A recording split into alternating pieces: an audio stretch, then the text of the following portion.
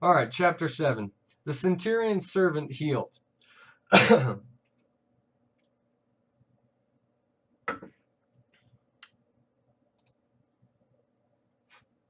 Now, when he had ended all his sayings in the audience of the people, he entered into Capernaum. And a certain centurion's servant, whom was dear unto him, was sick and ready to die. And when he heard of Jesus, he sent unto him the elders of the Jews, beseeching him that he would come and heal his servant. So he cared so much for his servant, he wanted him healed. That's pretty cool. That's a good trait to have. He cares about his servant. Is it for selfish means or not? Who knows? I don't know yet. I haven't gotten that far. But that is something to note and think about. And when they came to Jesus, they besought him instantly, saying that he was worthy for whom he should do this. For he loveth our nation, and he hath built us a synagogue. Then Jesus went with them, and when he was now not far from the house, the centurion sent friends to him, saying unto him, Lord, trouble not thyself, for I am not worthy that thou shouldest enter under my roof. For I am a man set under authority, having under me soldiers. And I say unto one, Go, and he goeth, and to another, Come, and he cometh, and to my servant, Do this, and he doeth it. When Jesus heard these things, he marveled at him, and turned him about. And he said unto the people that followed him, I say unto you, I have not found so great faith, no, not in Israel. This is another thing that Luke went into that the other ones didn't. He actually went into the description of how Jesus turned that guy around, facing towards the people, and then he spoke to the people and pointed out this man to those people, saying, I say unto you, I have not found so great faith, no, not in Israel. So he acknowledged the characteristics of this man right here. They didn't say that in the other ones. Right. Not amazing discovery, but at the same time, I am trying to, as a way of remembering the other books, putting in little tidbits like this that are different descriptions. I think that's important. And they that were sent returning to the house, found the servant whole that had been sick. So he also took out the part that he told him, oh, your servant's healed. Go back, he's healed. It's fine. Took that one out. All right, the raising of the widow's son. And it came to pass the day after that he went into a city called Nain, and many of his disciples went with him, and much people. And when he came nigh to the gate of the city, gate has a meaning. Whenever the Bible talks about a gate, there's a meaning for this gate, the way that it's used. Behold, there was a dead man carried out, the only son of his mother, and she was a widow, and much people of the city was with her. And when the Lord saw her, he had compassion on her. God has compassion on us. He loves us so much. And he said unto her, Weep not. And he came and touched the bier, and they that bare him stood still. And he said, Young man, I say unto thee, arise. And that was dead, and he that was dead sat up, and began to speak, and he delivered him to his mother. And there came a fear on all, and they glorified God, saying that a great prophet is risen up among us, and that God hath visited his people. And this rumor of him went forth throughout all Judea, and throughout all the region round about. Tribute to John the Baptist. And the disciples of John showed him of all these things. And John, calling unto him 2 of his disciples, sent them to Jesus, saying, Art thou he that should come, or look we for another? When the men were come unto him, they said, John the Baptist has sent us unto thee, saying, Art thou he that should come, or should we look for another? And in that same hour he cured many of their infirmities and plagues, and the evil spirits, and unto many that were blind he gave sight. Then Jesus answering said unto them, Go your way, and tell John what things ye have seen and heard, how that the blind see, the lame walk, and the lepers are cleansed, the deaf hear, and dead are raised. To the poor the gospel is preached. So this right here shows what it means when Jesus says to the poor. It's not the poor in money, it's the poor in spirit.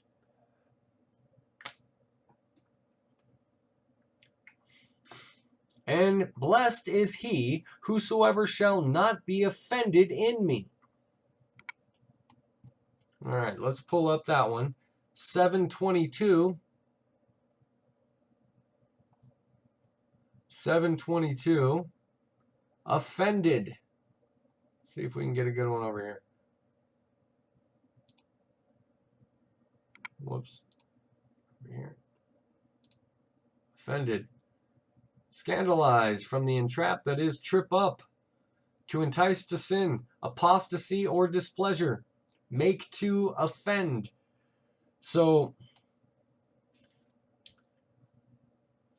blessed is he whosoever shall not be offended in me.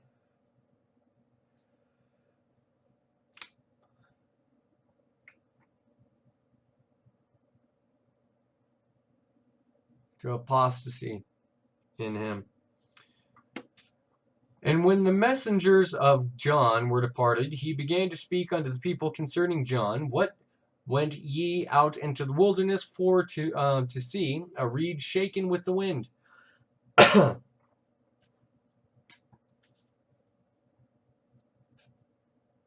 Reed and wind mean something. But what went ye out for to see? A man clothed in soft raiment? Behold, they which are gorgeously apparelled and live delicately are in king's courts. But what went ye out for to see? A prophet? Yea, I say unto you, and much more than a prophet. This is he of whom it is written, Behold, I send my messenger before thy face, which shall prepare thy way before thee. For I say unto you, among those that are born of women, is not a greater prophet than John the Baptist, for he that is least in the kingdom of God is greater than he. And all the people that heard him, and the publicans, justified God, being baptized with the baptism of John. But the Pharisees and the lawyers rejected the counsel of God against themselves, being not baptized of him. And the Lord said, Whereunto then shall I liken the man of this generation? And to what are they like? 31, liken. 31, liken. To assimilate, that is, compare. Who shall I compare you guys to? Passively, to become similar, to make, like, in the likeness of, resemble. Who do you resemble?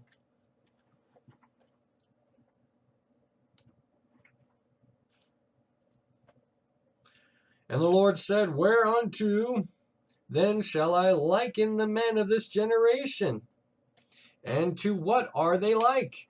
They are like unto children sitting in the marketplace, and calling one to another, saying, We have piped unto you, and ye have not danced.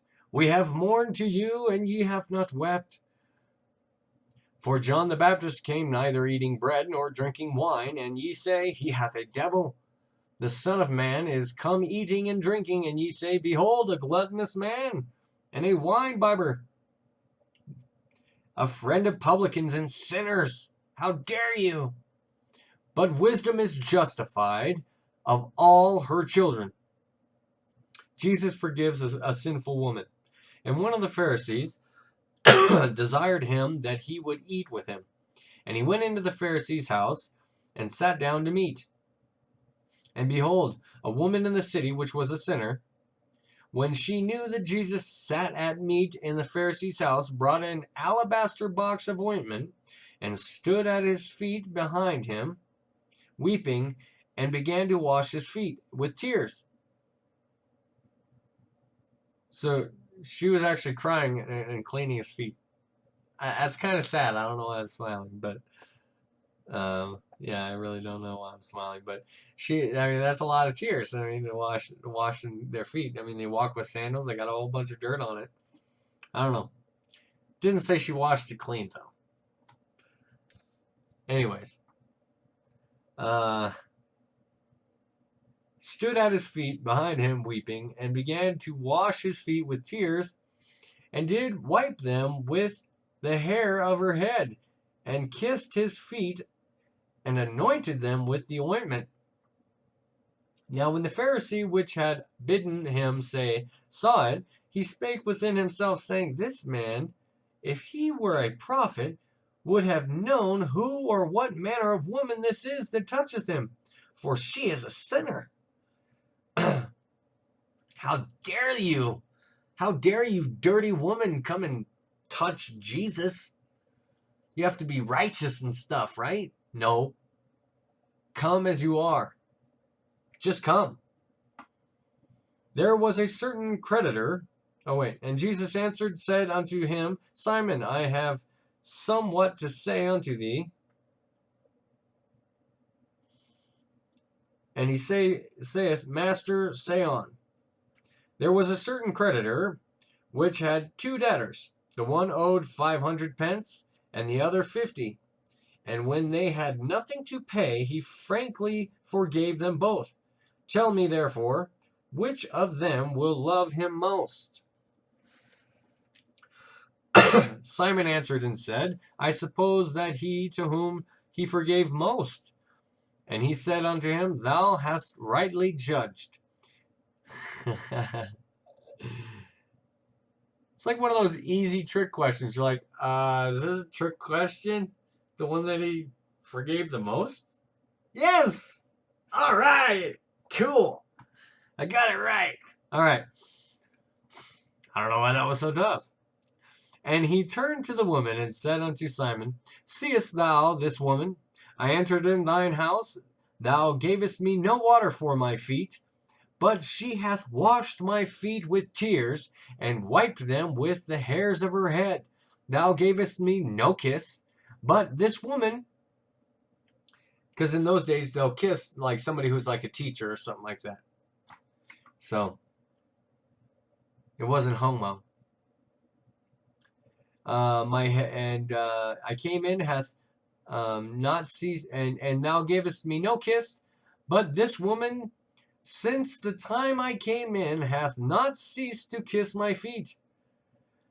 My head with oil thou didst not anoint, but this woman hath anointed my feet with ointment. Wherefore I say unto thee, her sins, which are many, are forgiven, for she loved much. But to whom little is forgiven, the same loveth little. And he said unto her, Thy sins are forgiven. And they that sat at meat with him began to say within themselves, Who is this that forgiveth sins also? And he said to the woman, Thy faith has saved thee. Go in peace.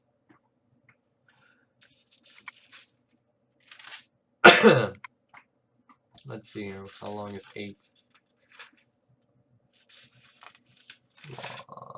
Long. Okay. We'll pick up 8 next time.